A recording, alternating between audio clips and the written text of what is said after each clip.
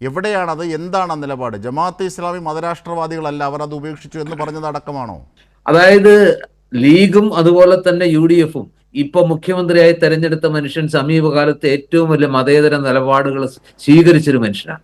മതനിരപേക്ഷതയ്ക്കും മതേതരത്വത്തിനും വേണ്ടി നിലകൊള്ളുന്നതിന്റെ പേരിൽ ഇനി ഒന്നല്ല 2 തവണയോ 3 തവണയോ ഭരണം നഷ്ടപ്പെട്ടാലും ശരി ആ മതനിരപേക്ഷതയ്ക്ക് വേണ്ടി നിലനിൽക്കും എന്ന് പറഞ്ഞ ഏതെങ്കിലും ഒരു നേതാവിനെ ഒന്ന് അല്ല, ചൂണ്ടിക്കാണിച്ചു. എന്ത് നിലപാടാണത്? താങ്കളൊന്ന് ചൂണ്ടിക്കാണിക്കൂ, ഏതൊക്കെയാണ്?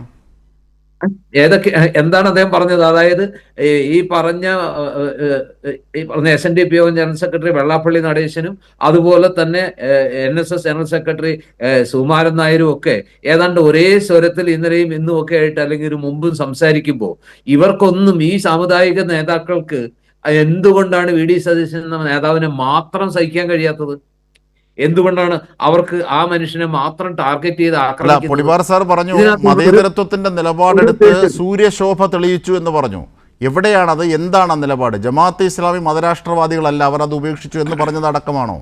അതാണോ മതേതരത്വത്തിന്റെ? എങ്കിൽ ഞാനൊന്ന് ചോദിക്കട്ടെ, ഈ പറഞ്ഞ SDP-യുടെ പിന്തുണ വേണ്ട എന്ന് പറയാനുള്ള ഒരു ആർജവം പറഞ്ഞു വർഗീയ കക്ഷികളുടെ ആരുടെയും വോട്ട് വേണ്ടെന്ന് പറഞ്ഞു. അത് ഗോവിന്ദ മാസ്റ്റർ പറഞ്ഞു, പിണറായി വിജയൻ പറഞ്ഞു, M സ്വരാജ് പറഞ്ഞു തെരഞ്ഞെടുപ്പിന് തൊട്ടു മുമ്പ്. അത് അങ്ങനെ കൃത്യമായിട്ട് പറയാൻ തയ്യാറായില്ല, അല്ലെങ്കിൽ ഈ തെരഞ്ഞെടുപ്പിന് തൊട്ട് മുമ്പ് പറഞ്ഞാൽ പോലും അത് ഒരു ലാസ്റ്റ് മൊമെന്റ് പറഞ്ഞ കാര്യമാണ്. ഇപ്പോഴും ഇനിയെങ്കിലും തൊട്ട് മുമ്പാണല്ലോ അത് ജനറേറ്റ് ചെയ്തത്.